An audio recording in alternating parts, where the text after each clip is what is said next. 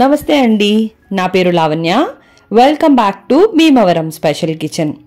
ఈరోజు నేను మీకు పచ్చిమిరపకాయ బజ్జీల్ని టిప్స్తో పర్ఫెక్ట్గా ఎలా ప్రిపేర్ చేసుకోవాలో చూపిస్తున్నానండి. చల్లని సాయంత్రం ఏదైనా తినాలనిపించినప్పుడు ఇలా మిరపకాయ బజ్జీలు చేసుకుని తింటే భలే ఉంటుంది కదండి. నాకైతే ఆ సీజన్ ఈ సీజన్ అని ఏం లేదు, బజ్జీలు కనిపిస్తే చాలు తినాలనిపిస్తుంది. వీటి టేస్ట్ మరి నేను ప్రత్యేకంగా ఏం చెప్పవసరం లేదు కదా. మరి దీని ప్రాసెస్ ఏంటో చూసేద్దామా. ఇక్కడ నేను ఒక 8 నుంచి 10 దాకా పెద్ద పచ్చిమిరకాయలు తీసుకున్నానండి బజ్జీలు వేయడం కోసం. ఇవైతే కారం ఉండవని ఇవి నేను తీసుకున్నాను. మీరు ఏ పచ్చిమిరపకాయలు తీసుకున్నా వాష్ చేసిన తర్వాత కంపల్సరీ ఇలా తుడుచుకోవాలి. ఎందుకంటే వాటర్ దీని మీద ఉండిపోయి పిండిలో డిప్ చేసినప్పుడు పిండి లూజ్ అయిపోతుంది అండ్ పిండి మిరపకాయకి సరిగ్గా పట్టదనమాట. అందుకోసం అని చెప్పేసి పచ్చిమిరపకాయలని కంపల్సరీగా కడుక్కున్న తర్వాత తుడుచుకుని పూర్తిగా ఆరిన తర్వాతే నెక్స్ట్ ప్రాసెస్ని చేసుకోవాలి. ఇలా కడుక్కుని తుడుచుకుని పక్కకు పెట్టుకోండి. ఆ తర్వాత ఒక దంచుకునే రాయిని తీసుకుని దాంట్లోకి 2 టీ స్పూన్ల వాముని వేసుకోండి. అలానే 1 టీ స్పూన్ జీలకర్ర వేసుకోండి.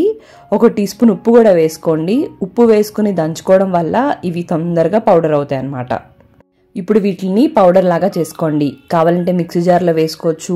మీ ఇంట్లో వాము పొడి జీలకర్ర పొడి ఉంటే వాటిని కూడా వాడుకోవచ్చు. ఇలా పౌడర్ని రెడీ చేసుకుని దీన్ని ఒక బౌల్లోకి ట్రాన్స్ఫర్ చేసేసుకుని ఇదంతా కూడా పక్కకు పెట్టుకోండి. ఇప్పుడు మనం కడుక్కుని తుడుచుకుని పెట్టుకున్న మిరపకాయలను తీసుకుని ఒక నైఫ్ని తీసుకుని మధ్యలోకి కట్ చేసుకోండి. ఈ పెద్ద పచ్చిమిరపకాయలకి అయితే గింజలు ఎక్కువగా ఉండవండి. కొద్దిగా చిన్న సైజ్ తీసుకుంటే కంపల్సరీ గింజలు ఎక్కువగా ఉంటాయి. సో వీటిల్లో ఉన్న గింజల్ని తీసేసుకోండి. పిల్లలకైతే కంపల్సరీ గింజలు తీయాలి. కొంచెం పెద్దవాళ్ళు స్పైసీగా కావాలనుకునే వాళ్ళు గింజలు ఉంచేసుకోవచ్చు. ఇప్పుడు ఇలా కట్ చేసుకున్న దాంట్లోకి వాము జీలకర్ర ఉప్పు కలిసిన పౌడర్ని దీంట్లోకి కొద్దిగా వేసుకోండి. ఇంత వేస్తే సరిపోతుంది. ఇదే విధంగా అన్ని పచ్చిమిరపకాయలని కూడా కట్ చేసుకుని కావాలనుకుంటే గింజలు రిమూవ్ చేసుకోండి, లేదంటే ఉంచేసుకుని మరో రెడీ చేసి పెట్టుకున్న వాము జీలకర్ర ఉప్పు పౌడర్ని దీంట్లోకి యాడ్ చేసేసుకోండి. చెప్పాలి అంటే ఆల్రెడీ ఇంట్లో ఉన్న వాము పొడి అదంతా వేసేదానికన్నా ఇలా అప్పటికప్పుడు చేసుకున్నది వేస్తే ఆ ఫ్రెష్నెస్ చాలా బాగుంటుంది అనమాట. ఇదే విధంగా అన్నిటిని కూడా ఇలా రెడీ చేసుకుని ఇప్పుడు వీటిని పక్కకు పెట్టుకోండి. ఇప్పుడు పిండి కలుపుకోవడం కోసం ఒక బౌల్ని తీసుకుని దాంట్లోకి 1 కప్పు శనగపిండి వేసుకోండి. నేను తీసుకున్న పచ్చిమిరపకాయలకైతే 1 కప్పు శనగపిండి పక్కాగా సరిపోతుంది. ఇప్పుడు దాంట్లోకి మనం దంచిపెట్టుకున్న వాము జీలకర్ర ఉప్పు పొడిని ఒక 1.5 టీ స్పూన్ దాకా వేసుకున్నానండి. అలానే దీంట్లోకి ఇప్పుడు 1/2 టీ స్పూన్ కారం, 1 చిటికెడు పసుపు, అలానే 1/4 టీ స్పూన్ సోడాను కూడా వేసుకోండి, బేకింగ్ సోడా. ఇప్పుడు ఇవన్నీ కలిసేలాగా కలుపుకోండి. ఉప్పు అయితే వేయలేదండి, ఆల్రెడీ వాము జీలకర్ర పొడిలో ఉంది కాబట్టి. కొద్దిగా వాటర్ని వేసుకుని ఈ బ్యాటర్ని బజ్జీలు పిండి కన్సిస్టెన్సీ వచ్చేంత వరకు కలుపుకోండి. ఉప్పు మనం పిండి కలుపుకున్న తర్వాత చెక్ చేసుకుని కావాలంటే వేసుకోవచ్చు. పిండి కన్సిస్టెన్సీ ఈ విధంగా ఉండాలి అండి. ఇంకా మీకు క్లియర్గా అర్థం అవ్వాలి అంటే ఒక ఫింగర్ని తీసుకుని మనం ముంచుకుని బయటకు తీసుకున్నప్పుడు మన ఫింగర్కి ఎలా అయితే అంటుకుంటుందో బజ్జీలు కూడా అంతే పర్ఫెక్ట్గా అంటుకుంటుంది అనమాట. ఇప్పుడు స్టవ్ని ఆన్ చేసుకుని కడాయిని పెట్టుకుని డీప్ ఫ్రైకి సరిపడా ఆయిల్ పోసుకుని దాన్ని హీట్ చేసుకోండి. ఆ తర్వాత మనం రెడీ చేసి పెట్టుకున్న పచ్చిమిరపకాయలన్నిటిని కూడా ఒక్కొక్కటిగా తీసుకుని మనం రెడీ చేసి పెట్టుకున్న బ్యాటర్లోకి ముంచుకుని మొత్తం అంతా కూడా కోట్ ఆయిల్ అప్లై చేసుకుని ఆయిల్ హీట్ అయిన తర్వాత మాత్రమే ఆయిల్లోకి వేసుకోండి. ఆయిల్లోకి వేసిన తర్వాత కంపల్సరీ మీడియం ఫ్లేమ్లో పెట్టుకుని అన్ని వైపులా కూడా గోల్డెన్ కలర్ వచ్చేంత వరకు ఫ్రై చేసుకోండి.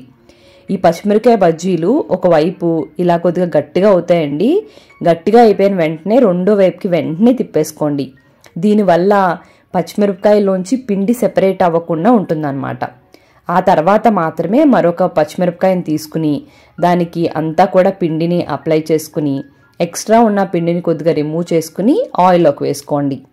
ఆయిల్లోకి వేసుకున్న తర్వాత 1 నిమిషం అలా ఉంచేస్తే ఒకవైపు గట్టిగా అయిపోతుందండి, మనకు తెలుస్తుంది. పిండి బిగిసిపోవడం అదంతా మనకి తెలుస్తుంది కదా. అలా బిగిసిన వెంటనే దాన్ని ఇంకొక వైపుకి తిప్పేసుకోండి. ఇలా చేయడం వల్ల పిండి పచ్చిమిరపకాయల్లోంచి సెపరేట్ అవ్వకుండా ఉంటుంది. ఆ తర్వాత మాత్రమే ఇంకో దానికి కూడా పిండిని కోట్ చేసుకుని మళ్ళీ ఆయిల్లో వేసుకోండి. మళ్ళీ అది బిగిసిన వెంటనే దాన్ని ఇంకో వైపుకి తిప్పుకుని ఇంకొకటి వేసుకోండి. ఇదే ప్రాసెస్ని చేసుకోండి. ఇదంతా కూడా మీడియం ఫ్లేమ్లో పెట్టుకుని హీట్ చేసుకోండి. మనం పసుపు కారం వేయడం వల్ల కలర్ వెంటనే వచ్చేస్తుంది కానీ పిండి వేగదన్నమాట. చక్కగా అటు ఇటు తిప్పుకుంటూ ఇదంతా కూడా మంచి గోల్డెన్ కలర్ వచ్చేంత వరకు ఫ్రై చేసుకోండి. అంటే ఈ విధంగా ఈ కలర్ వచ్చిన తర్వాత ఒక జాలీ గరిటెని తీసుకుని ఒక్కొక్క పచ్చిమిరపకాయగా జాగ్రత్తగా ఆయిల్లోంచి తీసుకుని జాలీ గరిటెలోకి వేసుకుని ఆయిల్ అంతా కూడా స్ట్రైన్ చేసుకోండి.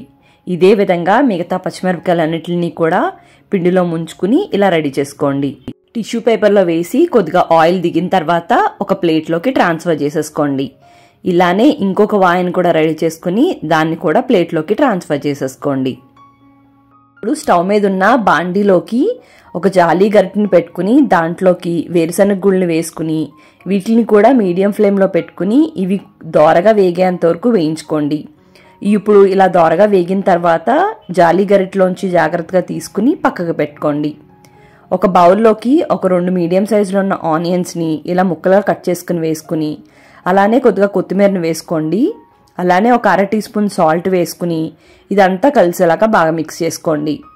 స్పైసీగా కావాలనుకునే వాళ్ళు పచ్చిమిర్చి అండ్ కారం కూడా వేసుకోవచ్చు. ఇదంతా పచ్చిమిరపకాయలు వేపిస్తున్నప్పుడు చేసుకుంటే ఆనియన్ సాల్ట్ అది పీల్చి చాలా బాగుంటుంది. ఇప్పుడు మనం రెడీ చేసి పెట్టుకున్న పచ్చిమిరపకాయలని తీసుకుని మధ్యలోకి ఇలా కట్ చేసుకుని మనం రెడీ చేసి పెట్టుకున్న ఉల్లిపాయ మిక్చర్ అంతా కూడా దీంట్లోకి స్టఫ్ చేసుకోండి. మీరు తినేదాన్ని బట్టి ఎక్కువ తక్కువ వేసుకోవచ్చండి, బట్ ఎక్కువ స్టఫ్ చేస్తేనే దీని టేస్ట్ చాలా బాగుంటుంది. అలానే కొన్ని వేరుశనగ గుళ్ళు నిమ్మరసం కూడా కొద్దిగా పిండుకుని తింటే ఉంటుందండి, అద్దిరిపోతుంది కదా, చూస్తూనే నోరు ఊరిపోతుంది కదా. మీరు కూడా తప్పకుండా ట్రై చేయండి, చాలా యమ్మీగా ఉంటుంది కదండి పచ్చిమిరపకాయ బజ్జీ. బయట తింటే వాడు ఏం ఆయిల్ వాడతాడో తెలీదు, హైజీనిక్గా చేస్తున్నాడో లేదో తెలియదు కదా. ఇంట్లో అమ్మని చేసి పెట్టు అని చెప్పేదానికన్నా అమ్మ మనం చేసుకుందామా పచ్చిమిరపకాయ బజ్జీలు అని చెప్పి అమ్మకి హెల్ప్ చేసామనుకోండి, వాళ్ళకి కూడా చేయడానికి ఇంట్రెస్టింగ్గా ఉంటుంది. అండ్ మీరు ఇది కుక్ చేస్తున్నప్పుడు కూడా చాలా ఎంజాయ్ చేస్తారు. వాళ్ళకి పెద్ద హెల్ప్లేం అక్కర్లేదండి. పచ్చిమిరపకాయలు కడిగి తుడిచి కట్ చేసి రెడీగా పెడితే ఆ పౌడర్ వాళ్ళే తయారు చేసేస్తారు కదా. అప్పుడు వాళ్ళే పిండిలో ఉంచి వాళ్ళే బజ్జీలు వేస్తారు. ఈలోపు మీరు ఆనియన్స్ అవన్నీ కట్ చేసేసారనుకోండి, వాళ్ళు కూడా ఎంజాయ్ చేస్తారు, వాళ్ళకి కూడా ఒక మెమొరీలా ఉంటుంది కదా. సో తప్పకుండా ట్రై చేసి మీ ఫీడ్బ్యాక్ని నా కామెంట్ బాక్స్లో తెలపడం మర్చిపోకండి. మరి మీకు ఈ వీడియో నచ్చినట్టయితే లైక్ చేయండి, ఎలా అనిపించిందో కామెంట్ చేయండి, అండ్ అలానే మీ ఫ్రెండ్స్కి రిలేటివ్స్కి అందరికీ షేర్ చేయండి. మరి మీరు నా ఛానల్ని ఫస్ట్ టైం చూస్తున్నట్టయితే సబ్స్క్రైబ్ చేసి పక్కనున్న బెల్లో ఆల్ అని ప్రెస్ చేస్తే నేను ఏ వీడియో పెట్టినా మీకు నోటిఫికేషన్ వచ్చేస్తుంది. అలానే మన ఛానల్లో ఇంకా మాన్సూన్ రెసిపీస్ చాలా ఉన్నాయి, తప్పకుండా ఒకసారి చెక్ చేయండి. థ్యాంక్ యూ అండి. మరి మళ్ళీ వీడియోలో కలుద్దాం.